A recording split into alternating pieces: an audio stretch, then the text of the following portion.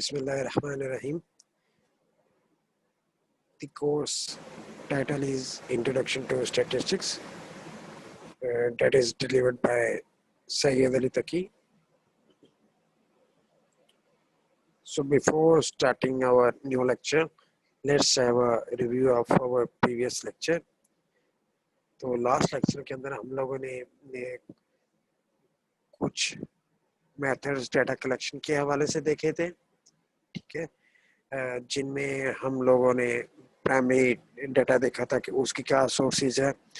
उसमें हम लोगों ने देखा था कि प्राइमरी डाटा के जो सोर्सेज हैं वो क्वेश्चनर्स हैं, इन्वेस्टिगेशंस हैं, आपके इंटरव्यूज़ हैं, आपके टेलीफोनिक इंटरव्यूज़ हैं, आपके ईमेल्स हैं, ठीक है, और भी इस तरह करके जो आप डायरेक्ट इंफॉर्मेशन लेते हो या जो इंफॉर्मेशन फर्स्ट हैंड इंफॉर्मेशन होती है, डेट इज़ प्राइमरी डाटा।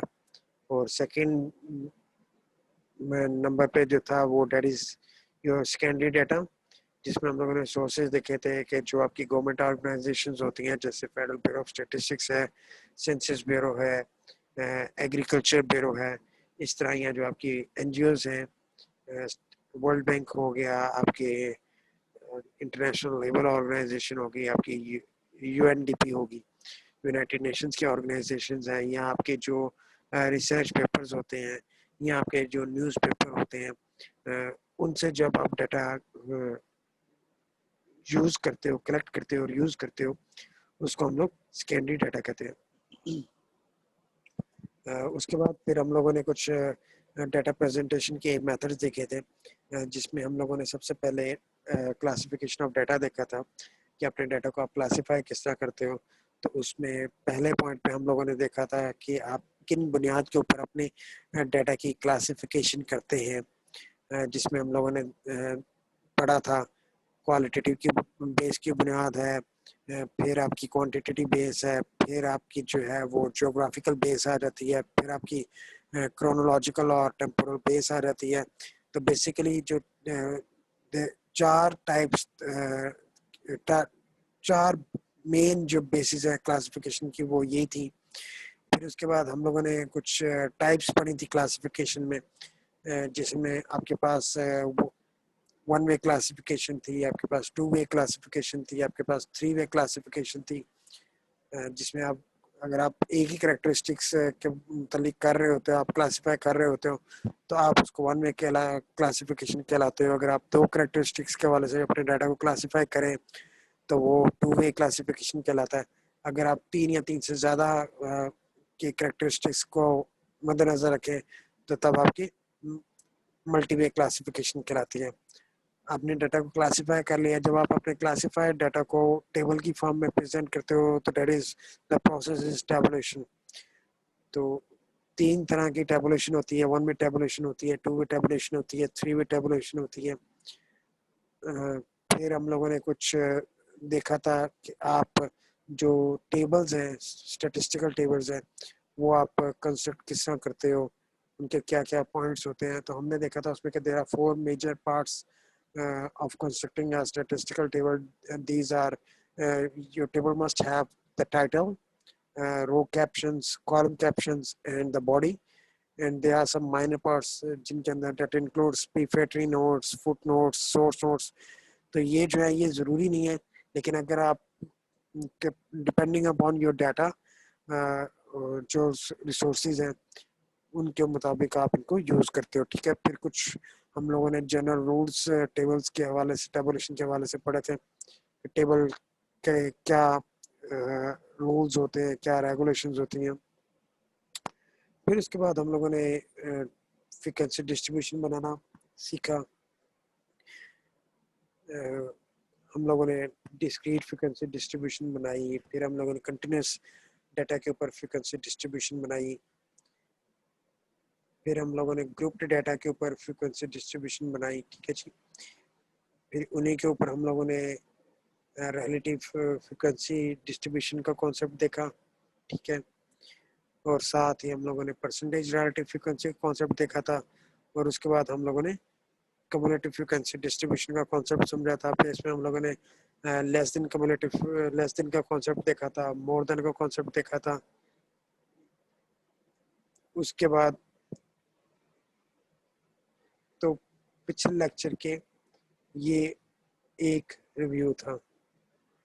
आज के लेक्चर में हमारे जो ऑब्जेक्टिव्स हैं वो ये हैं कि आज के लेक्चर में हम लोग देखेंगे graphical methods for of data presentation. ठीक है जी। और जैसे कि हमने देखा है कि डाटा जो है वो दो तरह का होता है, क्वालिटेटिव डाटा होता है और क्वांटिटेटिव डाटा होता है। तो उसी हवाले से उनके ग्राफ्स भी डिफरेंट डिफरेंट है। तो ग्राफ्स पर क्लाउड क्वालिटेटिव डाटा मेरा दो बेसिक जो टाइप्स हैं ग्राफ्स की वो इस कोर्स में हम लोग कवर करेंगे, जिनमें जो मेजर है वो है बार चार्ट और पाई चार्ट्स। और बार चार्ट के अंदर ही जो सब कैटेगरीज हैं वो है simple bar chart, multiple bar chart और कंपोनेंट बार चार्ट। जबकि क्वांटिटेटिव डाटा के हवाले से जो ग्राफ्स हैं जो कि हम इस कोर्स में कवर करेंगे वो हिस्टोग्राम्स हैं, फ्रीक्वेंसी पॉलीगॉन है और क्यूमुलेटिव फ्रीक्वेंसी पॉलीगॉन है, जिसको हम लोग फ्रीक्वेंसी ओवरड्राइव भी कहते हैं। तो स्टार्ट करते हैं। अच्छा, स्टार्ट करने से पहले लास्ट लेक्चर में हम लोगों ने एक एंड पे एक कॉन्सेप्ट पढ़ा था जिसका नाम था स्टेम एंड लीफ प्लॉट। ठीक है, स्टेम एंड लीफ प्लॉट की हमें जरूरत क्यों पड़ी? तो देखिएगा, जब हम लोगों ने फ्रीक्वेंसी डिस्ट्रीब्यूशन बनाते हैं तो फ्रीक्वेंसी डिस्ट्रीब्यूशन बनाने में जो सबसे उसका डिसएडवांटेज है वो ये है कि जो इंडिविजुअल ऑब्जर्वेशंस होती हैं उनकी पहचान शायद लॉस्ट हो जाती है। कैसे? फर्ज करें मेरे पास 5 स्टूडेंट्स से मैं पूछता हूँ कि उनके मार्क्स जो हैं वो कितने आए हैं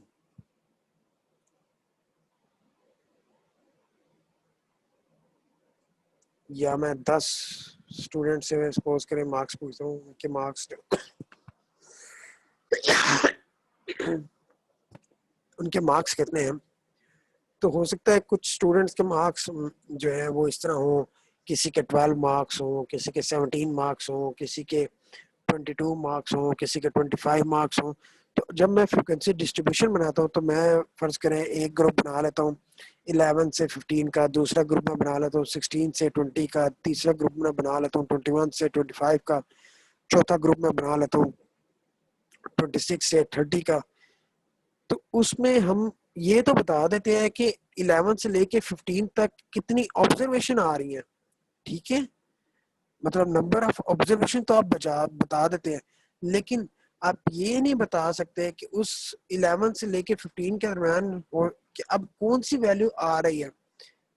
ठीक है जी। तो उस हवाले से जो एक इंडिविजुअल वैल्यू होती है, चाहे वो 12 है चाहे वो 13 है, यानी कि जब आप 11 से 15 का बना रहे हैं और फर्ज करें उसमें दो वैल्यूज आप कह रहे हैं कि फ्रिक्वेंसी उसकी दो नंबर है यानी कि उसमें दो दफा है, तो आपके टेबल में आप ये डिफाइन नहीं करते कि अब वो क्या जो दो वैल्यूज है वो 11 की वैल्यूज हैं, क्या जो दो वैल्यूज है वो 12 की हैं, यहाँ वो 13 और 14 है, यहाँ वो 14 और 15 है। ये हमें पता नहीं चलता कि कौन सी वैल्यूज है। तो इस हवाले से जो इंडिविजुअल ऑब्जर्वेशन होती है उसकी पहचान लॉस्ट हो जाती है जब आप फ्रिक्वेंसी डिस्ट्रीब्यूशन बनाते हो। जब हमें इंडिविजुअल इस चीज का सोल्यूशन जो है वो हमें स्टेम एंड लीफ जो है वो प्लॉट जो है वो प्रोवाइड करता है। ठीक है, और स्टेम एंड लीफ प्लॉट से आपका क्या होता है, आप उससे अपने डाटा को सॉर्ट भी कर लेते हो और सॉर्ट करने के साथ साथ आप अपने डाटा को बड़े क्लियर वे में आप उनको प्रेजेंट भी कर देते हो। ठीक है जी। तो स्टेम एंड लीफ का जो प्लॉट है उसका मेथड क्या था कि आप अपने डाटा को सबसे पहले क्या करें, आप अपने डाटा को सॉर्ट कर लें। ठीक है, अरेंज कर लें। ठीक है, फिर आप क्या करते हैं, separate the sorted data series into leading digits the stem and the trailing digits the leaves। आप अपने जो सॉर्टेड डाटा है उनमें जो लीडिंग वैल्यूज हैं उनको अलग कर लें, जो लीडिंग डिजिट कहलाते हैं उनको हम लोग स्टेम कहलाते हैं, जो बकाया बच जाते हैं उनको हम लोग लीव्स कहलाते हैं। कैसे? अब यहाँ पे देखें, इन 13 the leading digit stem is 1। यहाँ पे 13 के अंदर जो 1 है वो क्योंकि लीड कर रहा है तो उसको हम लोग स्टेम कहेंगे, और जो पीछे 3 है वो क्योंकि पीछे ट्रेलिंग डिजिट है उसको हम लोग, जो पीछे ट्रेलिंग डिजिट होता है उसको हम लोग लीफ कहते हैं। और इसी तरह 21 में जो स्टेम है डेट इज 2 और जो लीफ है डेट इज 1। ठीक है, उसके बाद आप क्या करते हैं, list all stems in a column from low to high. जो आपकी स्टेम्स होती हैं उनको आप फ्रॉम लो टू हाई एक ही कॉलम के अंदर कर लेते हैं, और उससे हर स्टेम के हवाले से उनके जो बाकी लीव्स होते हैं वो आप एसोसिएट कर देते हैं। ठीक है, हम लोग एग्जांपल देखते हैं। हमारे पास 20 दिनों का टेम्परेचर का डाटा था लास्ट एग्जांपल में। हमने उसको सबसे पहले क्या किया, सॉर्ट कर लिया। यहाँ पे हम लोग जो डाटा है वो टेंस की डिजिट में ले रहे हैं। ठीक है, यानी कि हमारे पास कोई 100 में वैल्यू नहीं है, हमारे पास सारी की सारी जो ऑब्जर्वेशन है वो 10 डिजिट है। ठीक है, और यहाँ पे आप देखें, आप क्या करें, आप सबसे पहले अपना जो डाटा है वो सॉर्ट कर लेते हैं। यहाँ पे हम लोग 3 वैल्यूज ले लेते हैं, और आपको समझाने के लिए 13 लिया, तो 13 में जो 1 था वो स्टेम थी, 3 जो था वो लीफ था। इसी तरह 21 के अंदर जो 2 जो था वो स्टेम था, 1 जो था वो लीफ था। इसी तरह 35 के अंदर 3 जो है वो स्टेम्प है, और 5 जो है वो लीफ है। इसी तरह देखिए हम लोग सारी जो है वो सॉर्ट कर लेते हैं। तो यहाँ पे देखिए 12 के अंदर 1 जो है वो स्टेम्प है, 2 जो है वो लीफ है, 13 के अंदर 1 स्टेम्प है और 3 जो है वो लीफ है, 17 के अंदर 1 स्टेम्प है और साथ में 7 जो है वो लीफ है। आप क्या कर रहे हैं, आप स्टेम्प के साथ जितने उसके एसोसिएटेड लीव्स बन रहे हैं वो आप लिख रहे हैं। इसी तरह 21 के अंदर 2 जो है वो स्टेम्प है और 1 जो है वो लीफ है। 24 में 2 स्टेम्प है और 4 जो है लीफ है। 24 के अंदर 2 स्टेम्प है, 4 जो है लीफ है। 26 के अंदर 2 स्टेम्प है, 6 जो है वो लीफ है। 27 के अंदर 2 स्टेम्प है और 7 जो है वो लीफ है। 28 के अंदर 2 स्टेम्प है और 8 जो है वो लीफ है। इसी तरह 30 के अंदर 3 आपका स्टेम्प है और 0 जो है वो आपका लीफ है। 32 के अंदर 3 आपका स्टेम्प है और 2 जो है वो आपका लीफ है। 35 के अंदर आपका 3 जो है वो स्टेम्प है और 5 जो है वो आपका लीफ है। इसी तरह 37 के अंदर आपका 3 स्टेम्प है और 7 जो है वो आपका लीफ है। इसी तरह 38 के अंदर 3 आपका स्टेम्प है और 8 जो है वो आपका लीफ है। इसी तरह 41 के अंदर 4 आपका स्टेम्प है और 1 जो है वो आपका लीव है। 43 के अंदर 4 आपका स्टेम्प है और 3 जो है वो आपका लीव है। 44 के अंदर 4 स्टेम्प है और 4 जो है लीव है। 46 के अंदर आपका 4 स्टेम्प है और 6 जो है वो लीव है। और 53 के अंदर 5 आपका स्टेम्प है और 3 जो है वो आपका लीफ है। 58 के अंदर 5 आपका स्टेम्प है और 8 जो है वो आपका लीफ है। तो आपने क्या किया, इस जितना 20 ऑब्जर्वेशन थी उनको आपने इस तरह स्टेम एंड लीफ के फॉर्म में लिख लिया। ठीक है जी, अब आगे बात करते हैं back to back stem and leaf plot. A back-to-back stem and leaf plot is sometimes used to compare two sets of data or rounded or and truncated values of the same data. अभी तो हम लोग पहले हमने देखा जब हमारे पास एक डाटा था। अब अगर हमारे पास दो डाटा हो और उनको हम लोगों ने कंपेयर करना हो, या हमारे पास राउंडेड या ट्रंकेटेड डाटा हो, तो फिर हम लोग जो है back to back stem and leaf plot बनाते हैं। ठीक है जी, in a back-to-back plot, the same stem is used for the leaves of both plots. जो बैक टू बैक प्लॉट होता है उसमें जो स्टेम है वो आपकी एक ही इस्तेमाल होती है दोनों लीव्स के लिए। ठीक है जी, एक डाटा के लिए भी और दूसरे डाटा के लिए। Data with more than 2 digits can be rounded to 2 digit before plotting or can be truncated to 2 digit. To truncate means to cut off. For stem and leaf plot, you would truncate everything after the second digit. ठीक है, अच्छा देखिएगा जी, data अगर आपके पास 2 digit से ज्यादा हो तो आप उनको राउंड कर सकते हैं 2 डिजिट में। ठीक है, जो ट्रंकेशन होती है उसका मतलब ये होता है कट कर देना। कैसे, अब ये देखें, द नंबर 355 जो है, अब हमने सिर्फ 2 डिजिट तक वैल्यू रखनी है। ठीक है, तो राउंड का कॉन्सेप्ट देखिएगा, अगर राउंड के कॉन्सेप्ट में 35 के आगे जो 5 है, अगर तो ये 5 ग्रेटर देन और इक्वल टू 5 हो तो आपके साथ 36 हो जाता है, पिछले में एक ऐड हो जाता है। लेकिन अगर 5 से कम हो तो फिर वो राउंड नहीं होता। तो जो नंबर 355 है वो राउंड अगर 2 डिजिट में करें तो क्योंकि हमारे पास 5 है आगे, तो वो राउंड होके 36 हो जाएगा। अगर ये 354 होता तो फिर जो राउंड होके ऑब्जर्वेशन आती वो क्या आती, 35 ही आती, 36 ना होती। और अगर हम लोग इसी नंबर को ट्रंकेट करें 2 डिजिट में तो हमें सिर्फ 2 डिजिट चाहिए, पहले 2 डिजिट चाहिए। तो आप सिर्फ पहले 2 डिजिट को देखेंगे, उसके बाद आप कट कर देंगे, उसके बाद आप कट लगा देंगे, चाहे आगे जो मर्जी वैल्यू हो। अगर आप ट्रंकेट कर रहे हैं तो आप वहीं पे ही आप कट लगा देंगे, ठीक है। जबकि राउंड में आप अगले ऑब्जर्वेशन को देखते हुए आप राउंड करेंगे। जबकि ट्रंकेशन में आप 2 डिजिट पे ट्रंकेट कर रहे हैं तो आगे चाहे जो मर्जी हो आप उसको छोड़ देते हैं, काट देते हैं। अब यहाँ पे देखें, the involvement of 8 colleges are listed below, make a back to back stem and leaf plot of the involvement comparing rounded values and truncated values. यहाँ पे 8 कॉलेजेस की इन्वॉल्वमेंट बयान की गई है। आपने back to back stem and leaf plot बनाना है, ठीक है, किसके मुताबिक, कंपेयरिंग राउंडेड वैल्यूज और ट्रंकेटेड वैल्यूज की बुनियाद के ऊपर। तो जो पहला कॉलेज है उसके अंदर इनरोलमेंट जो है वो कितनी है, 1342 इनरोलमेंट है। दूसरे में 1685 है, थर्ड में 1013 है, फोर्थ में 2350 है, फिफ्थ में 3781 है, सिक्स में 1096 है, सेवंथ में 1960 है, एट में 3243 है। तो ये आपके पास 8 कॉलेजेस में आपकी इनरोलमेंट है।